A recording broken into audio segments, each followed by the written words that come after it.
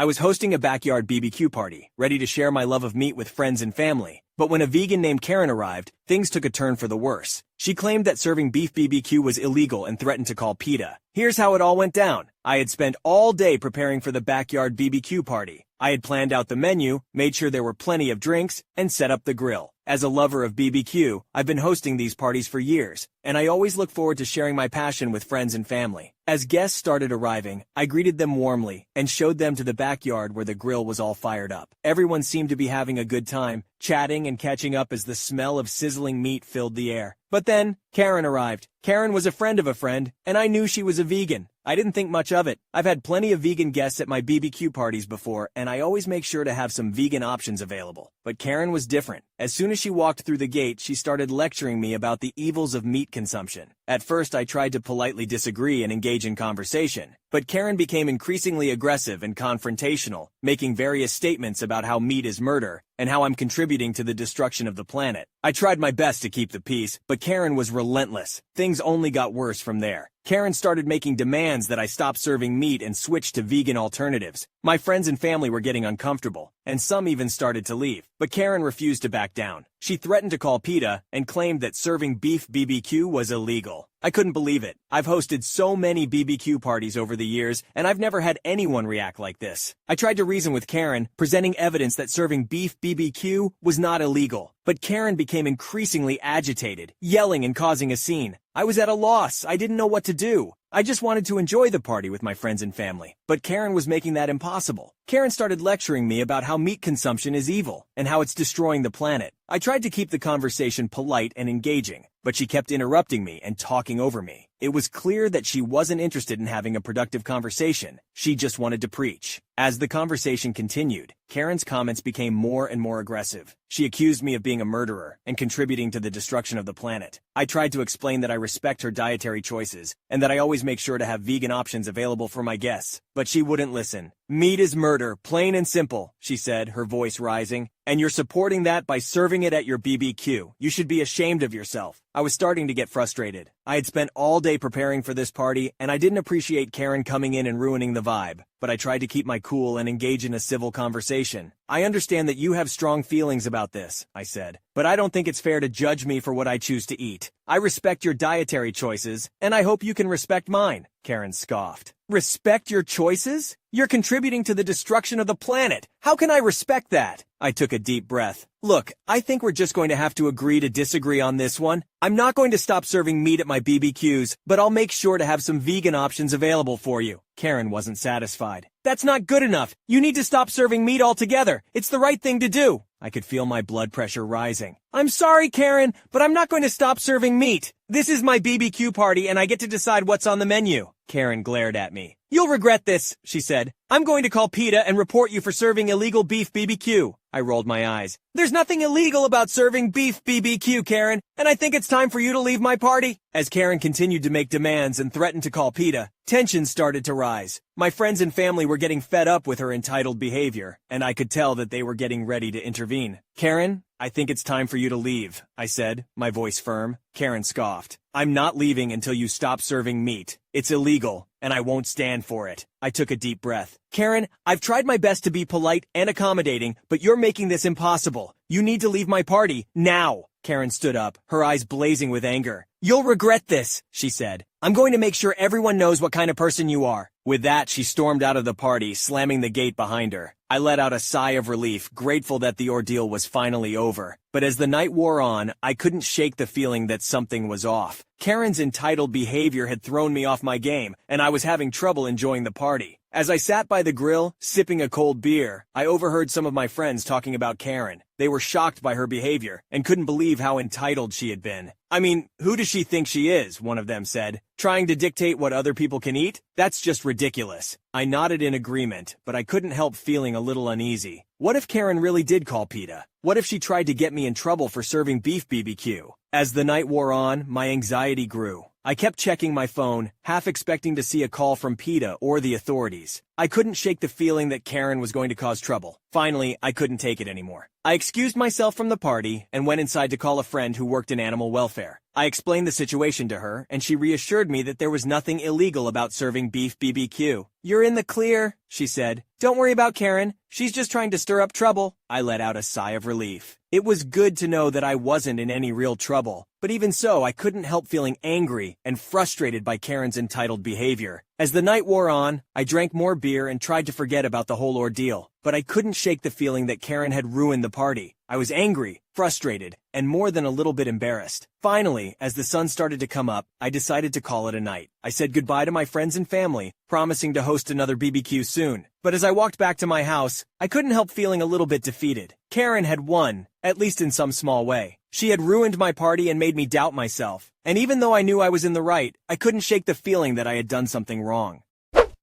Can't believe some people think serving beef BBQ is illegal. Props to her for standing up for themselves against that entitled vegan Karen. My brother, 20, got a car for his 18th birthday. Not a new car or anything. It was a 20-year-old Lexus that was in pretty good shape, and he rubbed it in my face for the rest of the time he was in senior year of high school. Compared with my brother, I get just as good of grades as he does. Better in some cases even. I worked my hardest in the hope of fairness. I even did some volunteering cleaning up garbage in my local area. Then my 18th birthday came and went a few weeks ago. And the only thing I wanted, the only thing I was hoping for was a car. I wasn't expecting something like a new car or a sporty car. Just something reliable like my brother got. The party wasn't anything like my brother's 18th. For his 18th, my mom baked the cake herself. It was a delicious layered chocolate pudding cake. I got a sheet cake from the supermarket. For his, they got a DJ. For mine, it was my dad's old boombox with a couple of mixed CDs. We went through the whole party, and I figured my parents might have just been waiting to spring a surprise gift on me. But that didn't happen. I asked them as things were wrapping up why there was no car when my brother got one, and they said that they felt like he had worked harder for it. I asked what he did that I didn't do, because I did all of that and more. My grandma was nearby and heard everything, and then she asked them why as well. She ended up lecturing my parents that she was very disappointed in them for showing favoritism. Then she proceeded to announce to everyone still there that my parents thought it fine to get their firstborn son a car and DJ, but not their second. And then she even pointed out how much harder my parents tried for my brother's 18th birthday than they had for mine. My uncle was the first to stand up and say something, then everyone else who had not left yet. I ended up just walking away and going to my room to sit and think. I got a few "I'm sorry" calls from relatives, and my grandparents convinced me to go out with them for the evening. But when I got back, my parents were angry and told me I'd shame them to the whole family. I just walked past them because I didn't want to fight. The next few weeks went by with the silent treatment between us. But then a few days ago, my parents suddenly surprised me with a white 1998 Subaru Legacy that runs great. They practically threw the keys and the title in an envelope at me and said to have fun. I got the car, and they're paying for insurance for the next 6 months like they did for my brother. I know a car isn't really a right but a privilege, so I feel like I've essentially blackmailed my parents into getting me one. For those wondering, I had no personal transportation and live over 10 miles from the nearest bus stop. It doesn't really matter anyway, though. I did get a part-time job that later went full-time for the summer after I graduated. But 3 weeks into working part-time, the Subaru blew the head gasket while on the highway at like 45 miles an hour. The temperature gauge redlined, and I had to pull over and call for help. My grandparents took a look at the car and found that someone had run a lot of gasket sealer in it, and it was still in the coolant. The car was basically band-aided back together before my parents bought it, and was then barely hanging on by a thread. It drove great, and I was never pushing the car hard as I'm kind of a slow driver. My parents claimed no prior knowledge of the problem, but their only real reaction was to shrug and say it was karma for making them get me the car in the first place. Well, that was a mistake because my grandparents were right there to witness that, and they tore into my parents like none other. My grandma told me to go wait in my room and let them sort this out. It was 2 hours before I was called back into the living room. My parents were on the couch and both looked like they had both been metaphorically hit by a truck. My uncle and 2 other relatives were there now too. My grandparents had gotten it out of them that when they bought the car, they just looked for the cheapest thing they could find close in the area that still ran and bought it. No questions asked. They didn't even bother to inspect the car, let alone properly read the ad for it. My uncle, who knows a thing or two about cars, told me that the engine would basically need to be rebuilt because the head gasket warped the block, and it would cost more than the car is worth to fix it. I had to call into work and tell them I was unable to make it because my car was dead. They understood and basically put me on a sort of unpaid leave for the moment. Now I want to point out that what happens next I had no involvement with. My grandparents just told me to chill for a while and let them and my parents take care of this. And they did. A few days later, they came back with a 1999 Honda Civic hatchback with 180,000 miles on it. It was white like my Subaru was and drove great. It's not all-wheel drive like the Subaru was, but it's great on the road and gets better gas mileage. There was also a list of all recent repairs done to the car, things like a new radiator and such. My uncle also went over the car before giving it the okay. I thanked everyone profusely. My parents, though, had all the elation of Ben Stein on Valium. They said very little and just walked away. There wasn't even that vibe they had last time of acting like they were giving a new toy to a jerk. If I could put it into words, the way they acted was just pure defeat. The Subaru got resold later for $400, since that was the best we could get for it with the blown head gasket, and that money was put into my savings. That's only one half of what happened, though. You see, when I said I did better in school than my brother, I wasn't kidding. My brother got a 30% scholarship after he finished high school. Well, I got a 50% one. Not at the same college, of course, but at one that was comparably good and also closer. To say my parents were shocked is an understatement. Of course, they just both looked unhappy as soon as the shock wore off. I decided it wouldn't be a good idea to poke the bear by asking them about it. But my grandma thought otherwise and poked that bear. And I mean, really poked it. First, she asked if my parents were happy for me, and they claimed they were, but didn't really show it in their attitudes. So my grandparents finally asked what their problem was. Why do they dislike me? Their second son was doing great, even going above expectations, and they can't be happy about it? Did they want me to fail? Were they hoping I'd fail? What is the deal? My mother looked really upset, and my father couldn't look me in the eyes. They both meekly said they were happy for me and managed to say they want me to take the world by storm when I go to college, and even said they'll help pay some of my tuition as well, just like they are for my brother. My grandparents both sharply said that they better keep their word because there should never have been any favoritism, period. I thanked my parents for their help, got a light if not limp handshake from my father and a very stiff hug from my mother. It all felt so forced. I was, and still am, extremely thankful for the car and the tuition, but my parents just drained the room of all emotion.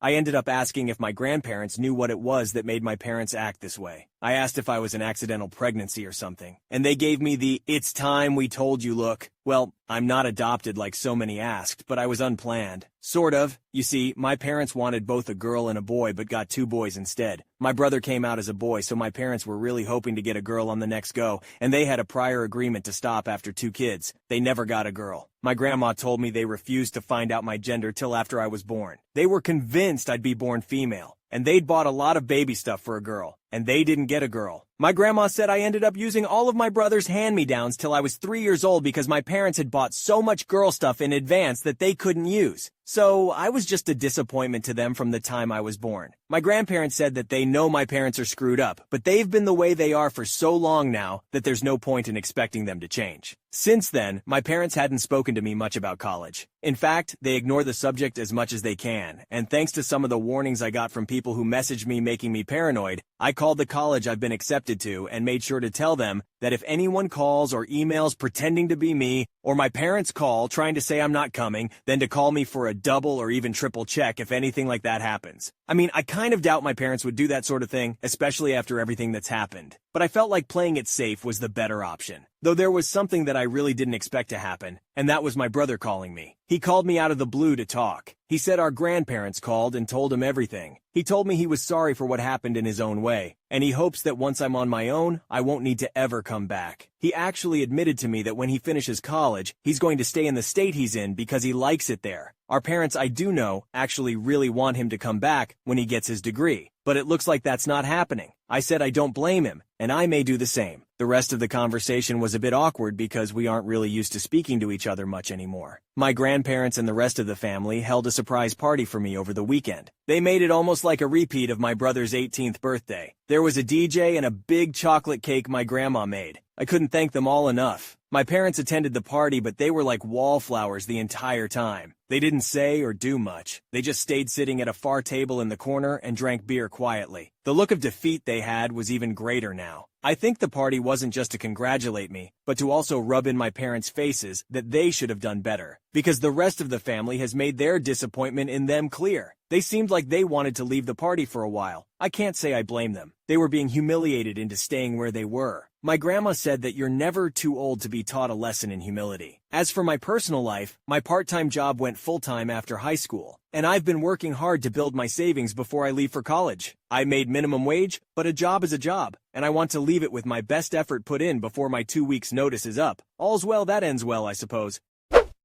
Wow, what a roller coaster of a story. It's crazy how much parents can favor one child over the other, even when they're both doing well in school and life. And then to find out that it all stems from being an unplanned baby? Yikes. Glad to see that things are looking up for him though, and that they have such a supportive extended family. All's well that ends well, right? So, I have a neighbor named Todd. Todd had lived in his house for about 10 years before I moved next door. His house was in foreclosure when I arrived, and a year later, he was gone. To say the entire street was relieved is an understatement. There may have been a parade. An investor bought the house for a ridiculous amount and flipped it. The new owner didn't do much to the house after he moved in. He was a great neighbor, and when he passed away, we all missed him. The next owners, current owners, moved in and started really renovating the place. When the house was initially flipped, everything they did was simply cosmetic. These houses were built in the 50s, so a lot of things were seriously outdated. Plumbing had to be redone, electrical had to be redone, kitchen wasn't remodeled correctly, and had to be gutted. These poor people are pouring their blood, sweat, and tears into this house. But they love the house and the neighborhood, so it's all worth it to them. The new family had begun making very obvious changes to the house. First, they took out a planter's bed attached to the house and are working towards a more natural landscape. We live in a very desert climate, so keeping grass can be kind of hard on the water bill. The next thing they did was start taking down a humongous palm tree that was literally planted in the middle of their 3-car driveway. Todd initially had a 1-car driveway. He planted the tree and then paved around it to make the driveway bigger. But by now, it had grown so big that you could only fit 1 car comfortably, and a second car had to be partially on the yard. Beginning work on that tree brought Todd out from under his rock. From what I understand, Todd had actually moved back to the state about a year or so after he left and is currently living with his father just a few blocks away. One day, he knocked on their door and demanded to know why they were taking down his tree. The wife, let's go with Amanda, was flabbergasted. I had told her Todd's stories here and there, and she said she was simultaneously starstruck and confused as hell. He repeated his demand of knowing why they were cutting down his tree. He said they could not cut that tree down, it's his. He planted it when he first moved in, and he did not give them permission to cut it down. He then asked about the basketball hoop, which was also installed in the driveway. She said that was coming down too.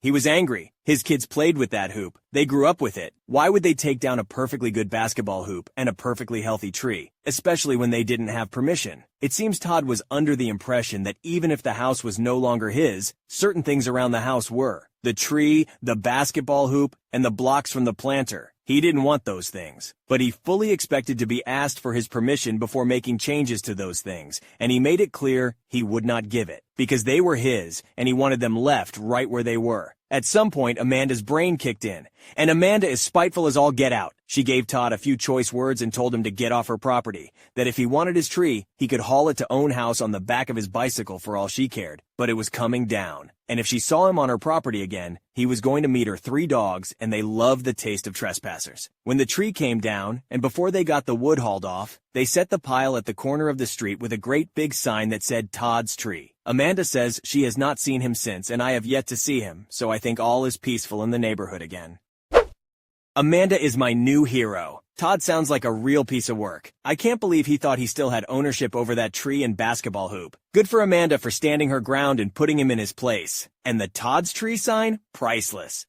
My father is 92 years old. He will be 93 years old in a couple of months. Long story short, he was very spoiled his entire life, always getting his way. His mother spoiled him because he was the only son and the youngest. Then his wife, my mom, continued that tradition. Whatever he wanted, she made sure he got, often at her own expense or cost, not just financially but also health-wise. That's a whole other matter. Anyway, my father is in a nursing home. As far as nursing homes go, this one is actually really nice, and he's been to a couple of other places. This one, he hasn't complained about very much at all. The other ones he would call me at least once a day, complaining or asking me to do things, etc. So the one he's currently at, he said before that they do have good food, but every once in a while, typically on the weekends, he will call and ask me to bring him a cheeseburger or something. Fine, I guess a treat now and then is not a big deal. But there are some considerations. First of all, he's diabetic, so I've run into a situation where I've taken him food and one of the nurse's aides comes around not long after, reading him the riot act because he needed his sugar checked right then and there. But he just ate. They read him the riot act. My gosh, how am I supposed to know when they're checking his blood sugar? It's not as though they have a designated time every single day. Plus, he's 92 years old. How is he supposed to remember exactly what time of day his blood sugar is going to get checked? It varies. It's never a specific time each day. But, secondly, he is a choking risk, aspiration risk, so he has to be monitored when he eats. His food has to be chopped up. Now, obviously I can monitor him when he eats, and run the nurse's bell should he choke, and I can chop up his food for him. Now, mind you, I spoke to his head nurse about the diabetic situation, the aspiration, choking risk, and she told me it's fine to bring him food as long as I stay there with him. I can ring the bell should he choke, and she's not worried about them checking his blood sugar. They can always give him insulin if it gets too high. So she gave me the green light for bringing him food. However, well, I want to give him a treat once in a while, but it all just seems like a disaster potentially waiting to happen. Plus, I have my own health issues. Yesterday he called, demanding I bring him a cheeseburger. My health issues were really acting up yesterday, and I tried to tell him that, but he has selective hearing. Guilt trips me into bringing him food. I considered doing DoorDash for him, but he would have a fit. Plus, the nursing home has several buildings and wings, and a lot of delivery people seem to not be able to understand the situation. So as horrible as I felt yesterday, I went and got him his cheeseburger. The nurse's aide came in literally after my dad took one bite of his cheeseburger and again read my dad the riot act about his diabetes needing to check right then and there. I really had to bite my lip. I wanted so badly to say, my gosh, he's 92 years old. Can you please just let him enjoy his cheeseburger? Which is actually exactly what the head nurse told me. She said she would be happy to see him enjoy a treat now and then. When this happened before, my dad completely ended up not wanting his food. He felt so bad for the nurse's aide ripping him a new one. So even though the head nurse has given me the green light, I'm still not comfortable with the situation. The thing is, he's been told more than once, if he doesn't like what they serve for lunch or dinner or whatever, they will give him options. But, of course, because he's been spoiled, once in a while he wants me to bring him whatever he wants. And obviously, it's extremely uncomfortable having these nurses' aides rip him a new one for eating something. And I have my own health to consider. If I'm not feeling up to it, he simply doesn't understand. So I don't know what to do about this situation. Talking to his head nurse, she'll probably just tell me again that it's okay to bring him stuff. But she doesn't realize how uncomfortable the whole situation is. For myself to talk to my dad about it, I might as well talk to the lamppost. Getting other family members to try to talk to him, to explain. Also the same, I might as well try to talk to the lamppost. I'm torn. Obviously, I want my dad to have some enjoyment, but it seems like it is disruptive, uncomfortable on more than one level, and potentially a health risk. But he simply refuses to understand all of these things. I've tried not answering the phone, but then I felt guilty. And when he does talk to me, he chews me out for not answering the phone.